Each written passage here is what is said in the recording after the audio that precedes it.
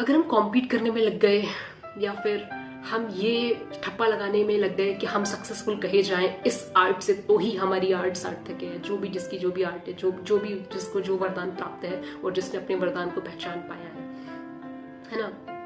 कितना अजीब सा हो गया। मुझे नहीं लगता कि ऐसे इंसान को हजारों सालों तक महफूज रखा जाना चाहिए। नहीं, दूसरी दिशा में जिन्होंने इसकी परवाह ही नहीं की कि मुझे किसी को पीछे छोड़ने के लिए लिखना है, कहीं होने के लिए लिखना है, कहीं होने के लिए बोलना है, या ये काम करने के पीछे के ये जो छोटे मोटे से कारण हैं जो हमारे अंदर सोसाइटी ने फीड कर दिया, हमें करने पड़ते हैं खुद को लायक दिखाने के लिए, है ना, खुद को प्रूफ करने के लिए, दूसरों से अटेंशन या लव पाने के लिए हमें ये करना पड़ता है। मैं ये नहीं कह रही कि हर कोई ऐसा करना चाहता है। डेफिनेटली जिसको गाना अच्छा लगता है, जिसको ये गाने का वरदान प्राप्त है, वो सिर्फ गाना चाहता ही होगा।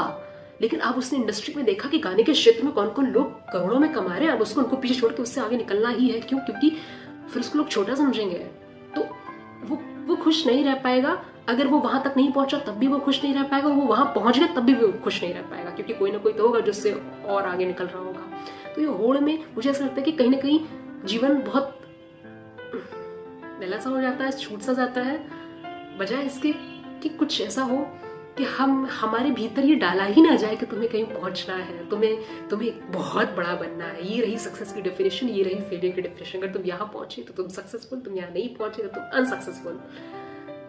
तो हर इंसान अपने वरदान को पहचान कर सालों साल तक महफूज रखा जाएगा मर जाने के बाद भी। लेकिन हम जिस युग में जी रहे हैं वहां पर सालों साल की तो छोड़ो, हम जिंदा हैं या नहीं हैं ये हमारे घर वालों को भी नहीं पता होता। तो इसी कारण तो हम कुछ ऐसा करना चाहते हैं जिससे हमारे घर वाले या हमारे रिश्तेदार या हमारे पड़ोसी या हमारे जानने वाले हमें अहमियत दे, हमें जिंदा महसूस कराएं। ये इतनी कमी हो गई है प्यार की, इतनी ज्यादा कमी हो गई कि इसके लिए हम कुछ भी करना चाहते हैं। हम उन सारी डेफिनेशंस में खरे उतरना चाहते हैं।